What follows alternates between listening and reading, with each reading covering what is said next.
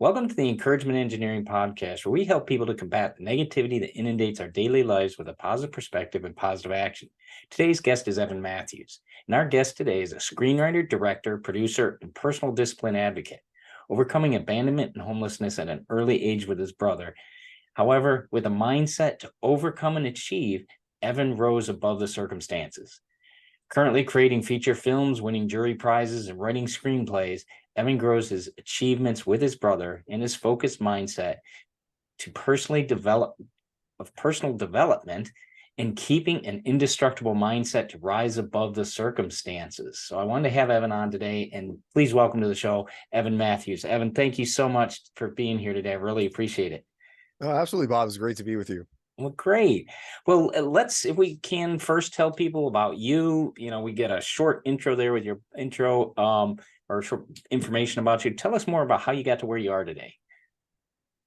Well, it's been a journey. It's Okay. really been a journey. I mean, just the entertainment career portion is its own 17-year adventure. And there's so many highs and lows and twists and turns. So that's one section of my life. But then there's like the whole personal side, like even just like childhood, growing up, moving around a bunch, trouble in the home, all that kind of stuff, eventually leading up to like me and my brother literally having all of our possessions in 2 black trash bags, not having a place to live for a few weeks. Right. And we were living out of our car and doing some couch hopping here and there.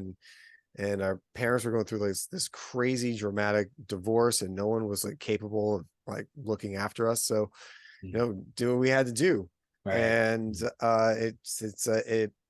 it makes you stronger. You're almost better. I almost look back at those times as these fond memories, because you got past it. You survived, you lived. I'm still here. I have my beautiful wife and kids. So it's like, how can I be mad about all these horrible things that happen? You can look at it with a negative light. Oh, my poor life. Or you can look at it like, hey, isn't that awesome what humans can survive and endure and push beyond? But I never thought I would ever go like in the entertainment space. I grew up on the East Coast in Danbury, Connecticut. Okay. So I just loved movies from afar. I never thought that it would be in the cards for me. But because we moved around a bunch, and we moved a bunch in high school. We went to Danbury High School, but then we went to Florida for a short time, then back to Danbury, and then eventually to California for our senior year. It was me and my twin brother. At least we had each other. Yeah. So that helped things. We were in a little novelty act everywhere we went. So I can imagine in school. Yeah, you sat in each other's classes, or Oh, we did all the twin things. We did That's all funny. the twin things because we looked enough alike, and we're identical twins. And we would switch. I think only one teacher out of probably a dozen actually figured out the switch. That's funny. And it was on my brother's he went to my art class, so he got found out there. He was like, "You're not Evan. I think I see what's going on here. I'll let it pass just this once." That's Meanwhile, funny. I'm cracking jokes in his science class, so going up, writing on the chalkboard, having a great time. That's funny. But we really loved school because like the home life was just a total disaster. So school was a great escape for us. So you learned to embrace it. That was the safe place. That was where you could go.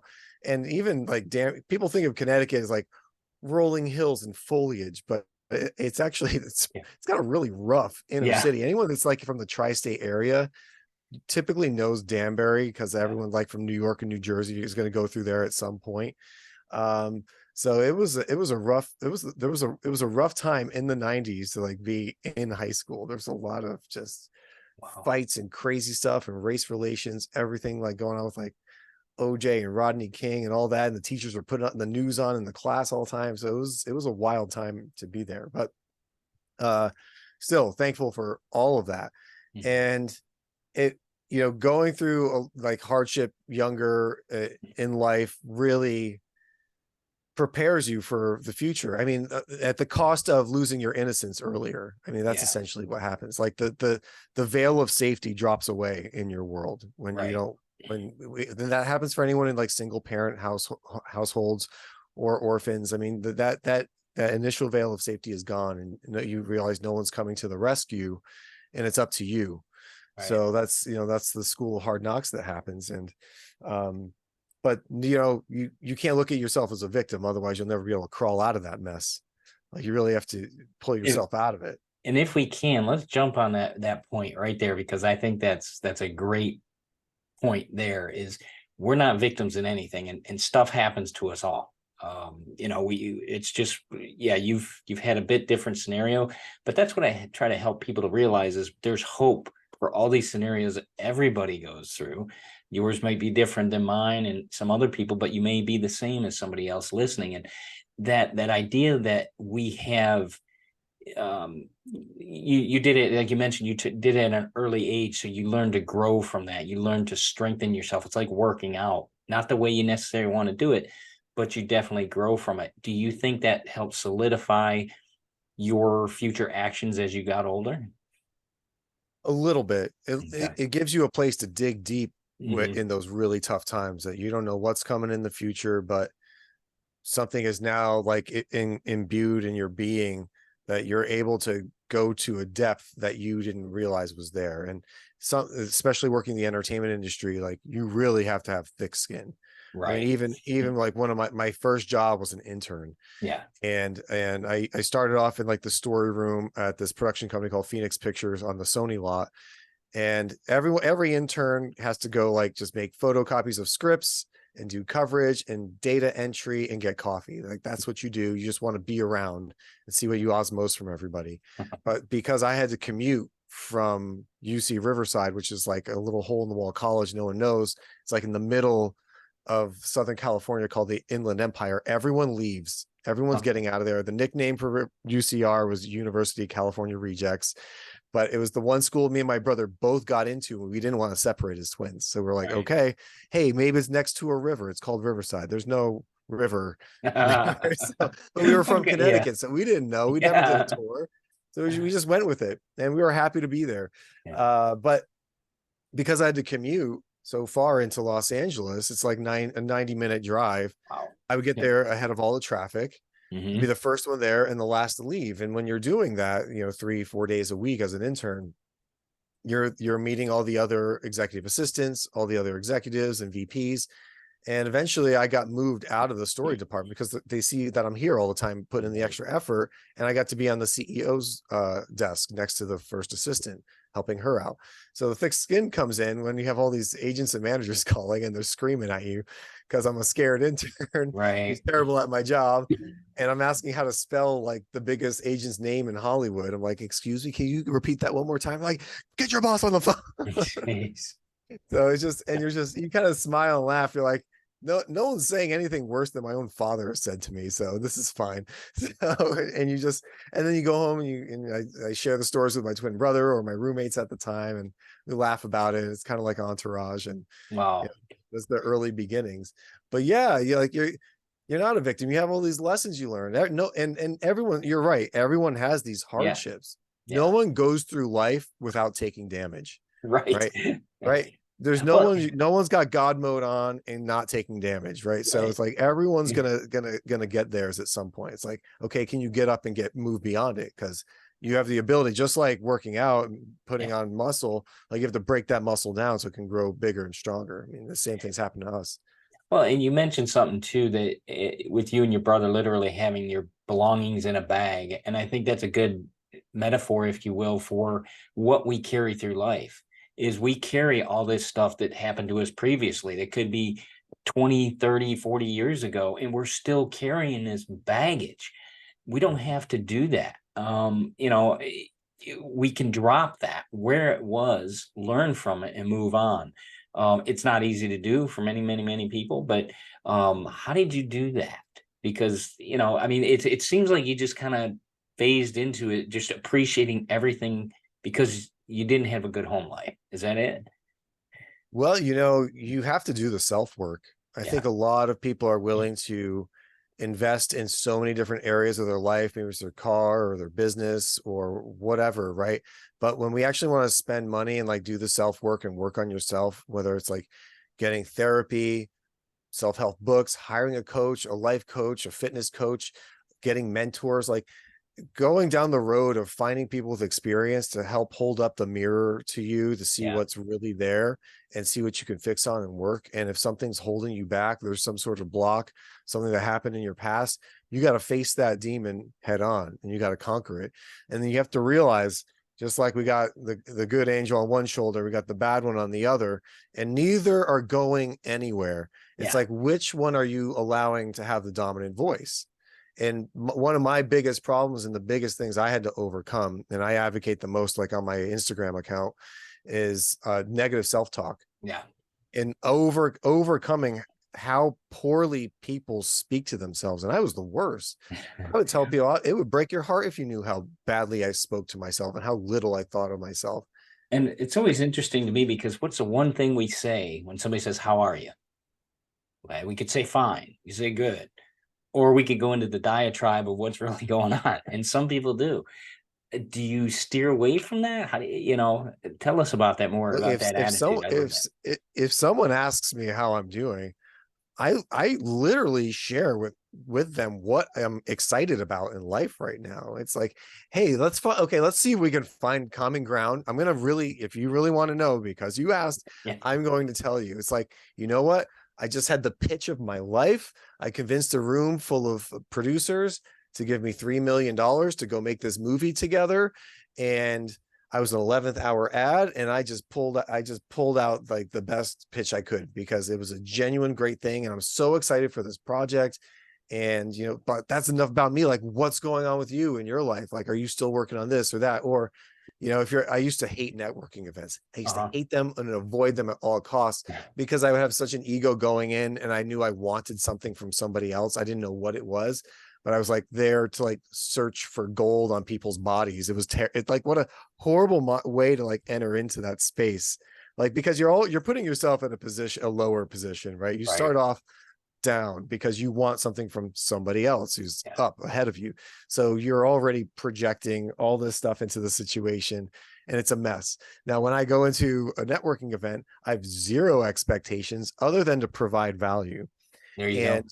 Exactly. And it's like, and I make a game out of it to really like get myself out of my head if I'm like apprehensive about the event itself.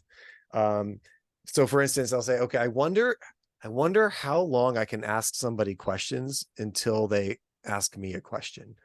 The longest I went was like 90 minutes, just constantly asking someone a question until they realized they didn't even know my name and they didn't know anything about me.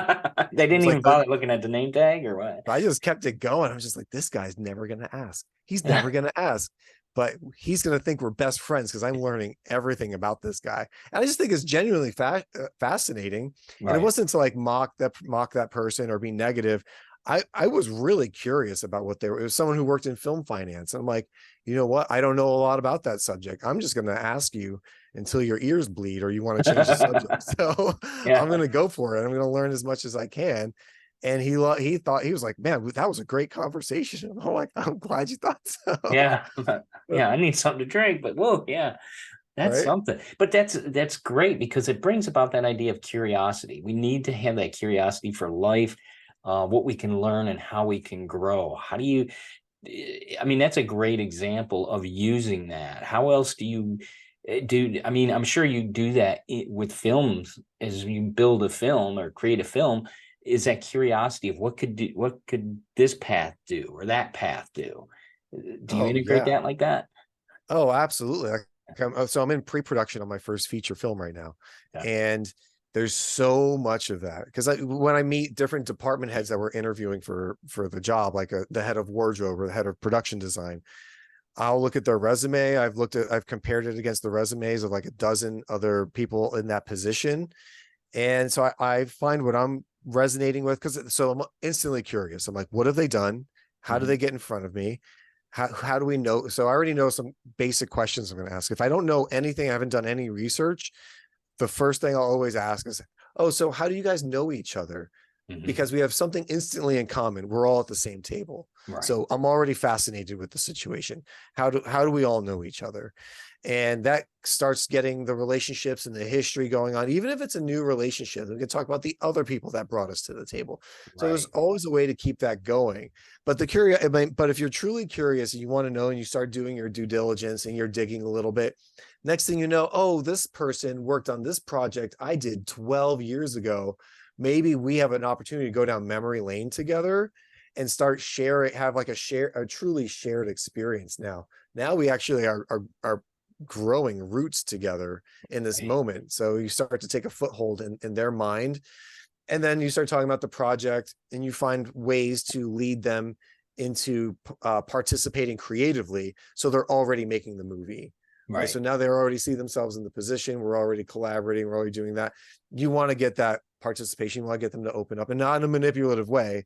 This is like a genuine curiosity that leads to something fruitful Right. relatively fast. That's cool. And that's always something, because that curiosity is so, I think it opens up a lot for people because it shows your openness. It shows that you don't know all the answers, that you're looking for help with the answers, if you will. Um, that's a great way to be open to people. Um, it also it releases pressure, if you will, from the situation, I think, because you are being open, you're asking them, they can sit back a little bit and give you ideas, especially in a creative environment. How else do you deal with the pressures in life? Like, our world has so many going 900 miles a second, 20 different directions all the time. How do you deal with that? Oh, well, you just, first of all, you got to like take a step back and breathe, because I think whenever you start Breathe. feeling I'm really writing this anxious. down. Hold on. Breathe. Well, okay, so my favorite director of all time is Akira Kurosawa. He's famous for The Seventh Samurai and a bunch of samurai movies. He created so many genre films. Like, if you look at his filmography, we don't have to get into that because I'll just start talking for the next 2 hours. Um, but he would shoot on Mount Fuji quite a bit. It was one of his favorite locations, and he just told everybody filmmaking is like climbing Mount Fuji. You can look at the peak because you want to know where you're going, but all you can worry about is one step at a time. And it's the same thing with anything that starts to stress me out. It's because I'm getting way too ahead of myself. Mhm. I'm creating scenarios that don't exist yet. Right. Like, oh, what if this happens? What I'm like, these what if, you can't worry about the what ifs. You Yeah. should be so busy and working so hard and being so curious about your own project that today's worries are definitely enough for you. You could be Yeah. living one day at a time, and that is all right. Like, Yeah. nail Well, that day. Have a day full of wins. Go to sleep exhausted, wake up excited for the next day, and just hit a bunch of wins. And any fires that pop up, you and your team are skilled enough to put those fires out. That's right. what filmmaking really is. You don't know where those fires are going to pop up, what catastrophe is going to happen. You just know that everyone's mentally strong enough and cool enough to deal with it. And especially my job as a director, Yeah. especially in physical production, it's all eyes on Evan. Everyone's looking at Evan Mathews, who's running the ship. It's like, okay, what's the captain doing? Is he freaking out, Right. or is he cool as a cucumber? Does he Right. look like a Don Corleone over here, like as a mob boss, just like, Yeah. nothing's gonna rock me. I'm just gonna survey everything, and I'm not gonna be emotionally manipulated in any situation because I got to keep a cool head. I might be freaking out in my head a little bit, but no Yeah. one else will ever know it. Right. But right now it all comes back down to not getting ahead of yourself, and also this, like, developing the skill set of how you speak to yourself, all the mindset work, Right. everything with the negative self-talk or limiting self-belief. You have to get that in check. That's a Yeah. monster. It's always going to be with you, and you have to learn how to fight your own monster. It's unique to everybody. And that's a great point there too, because that is something everybody deals with. The woulda, coulda, shouldas. You mentioned that. Your mindset just can go off on tangents. And the other thing I thought was interesting, you said you start to create things that aren't there yet. We all do that. What's the first thing Yeah. we go to is a fear, right? Because we create this idea or this movie in our mind of the woulda, coulda, shouldas, or the mights. We're not. I'm not a fortune teller. I can't tell you what's going to happen for sure, but we're building that in our mind, and that's what throws us off on these tangents. um I know, as a director, it's like you direct others. How or what has directed you in your life, though? Because I mean, it sounds like you've learned this Is it your faith? Is it other people? I mean, how did you get to this point where you're living this way, where you're more focused than most? It's all of those things. Okay. It's a combination. It's a healthy stew. It's it's I'll just take you through my day, because Uh-huh. I'll tell you like what my primers are that get me Okay. going. I wake up early. I get Yeah. up around 2:45, 3 a.m. every single day. I've been Yeah. doing that for almost 4 years now.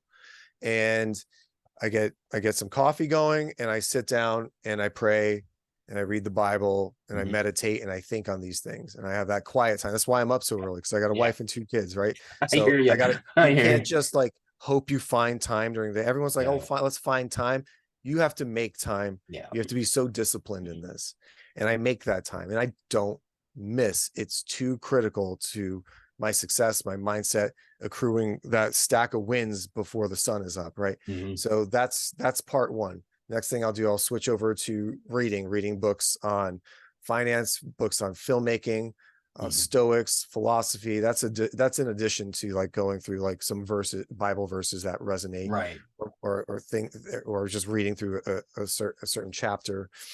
Um, and so I'll do the reading section, and then I'll take whatever I've been reading and I'll go right into like writing. Mhm. Sometimes it's screenwriting, because I'm a screenwriter first, which has led me into directing, right? Because if you don't create your own content, you're not going off and shooting anything. Right. But sometimes it's screenwriting, sometimes it's just like free thought, free flowing, connecting the dots. Because if I'm switching between like 3 or 4 books, I'll start to connect the dots. I'm like, it's amazing how you have like something from the Old Testament, something from a Stoic from 2,000 years ago, a modern book on psychology and screenwriting theory, are all completely connected and saying the same thing, Right. and it Wow. just blows your mind. You're like the tapestry of creation is totally unreal when you start to see how everything is connected, and Yeah. we complicate things. Oh, And I know. so, It always amazes me. God gave us 10 commandments. That's it. 10, not right, 25, not 30. We complicate it and interpret it all different ways. 10 commandments. It's not complicated, but we mess that up. right. Well, yeah, we will. I think that's most of the stories throughout the Bible. It's how we mess things up, Oh, right? yeah. But Yeah. that's what's so awesome about it is redemption, right? And Yeah. that's why Yep. I look at even like people's careers, maybe people in Hollywood or other parts of life. You want to see someone who's knocked down get back up. Yeah. That's like the American way, right? You want to see someone just overcome.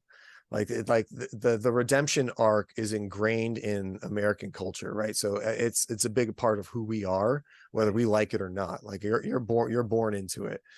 And I see the highs and lows in my life and my brother and his career and other people who have re-careered, and they get bigger and stronger than ever before. And it's a beautiful thing. You want to see people like rise above. Like I'll even see it like on Instagram. Someone will get caught lying or doing something bad or editing their photos, and then someone will call them out on it. And some people will lash out about getting called out on it. Other people apologize, say, you're right, I need to do better. And then Yeah. everyone's like, man, you know what? That took a lot of guts for that guy to say that. Yeah, he gets a follow now instead of like getting blocked forever. So Right. you love seeing that. I love seeing, that's the types of stories I love to tell, because if you don't have that in there, you're not really going to connect with people on a primal level. And that's a great point. It goes back to the whole factor too that we're all going through stuff, and Mhm. yeah, people have ways and times that they recognize that and need to correct it. But that's one of the great natures of being a human is you have that ability to change your trajectory. You're not just a bird that flies south every winter. You Mhm. if you don't want to go south, you can go east or west. So you can Yeah. change your mind. So Mhm. great. What are some of the, I guess you mentioned some of the things you do and so forth in the morning and how that builds you.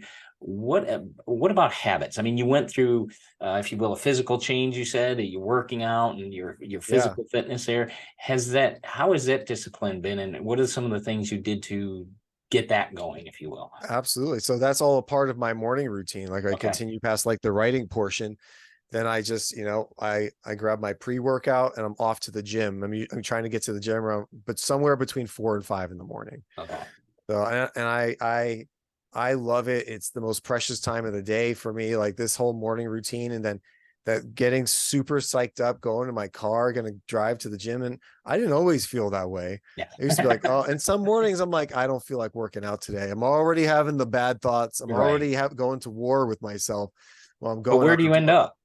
Right. You end up What's at the that? gym, right? So Yeah. It's like, we're still going. I keep yeah. like, oh, Evan, maybe you're just going to do 3 out of the 7 sets you're going to do today, or you start negotiating with yourself, right?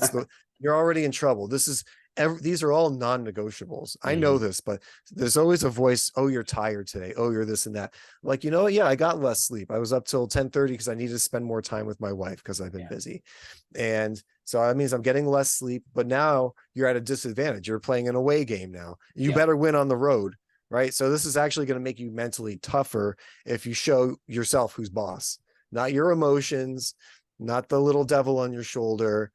You and the angel on your shoulder are high-fiving over here, and you're Right. kicking ass and taking names. So and now you feel like an absolute animal because you're like, man, I got 4 hours of sleep.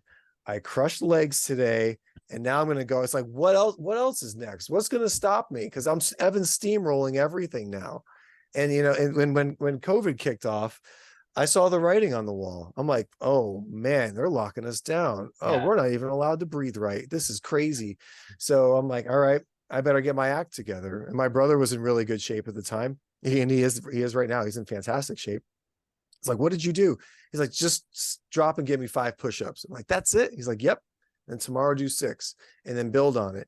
Yeah. And I of course I took bigger and bigger leaps, but it took me 3 months to lose like 35 pounds. Wow. And when you're super committed and you do your homework and your research and you stick to a plan, like you can do it in that short amount of time. I mean, Yeah.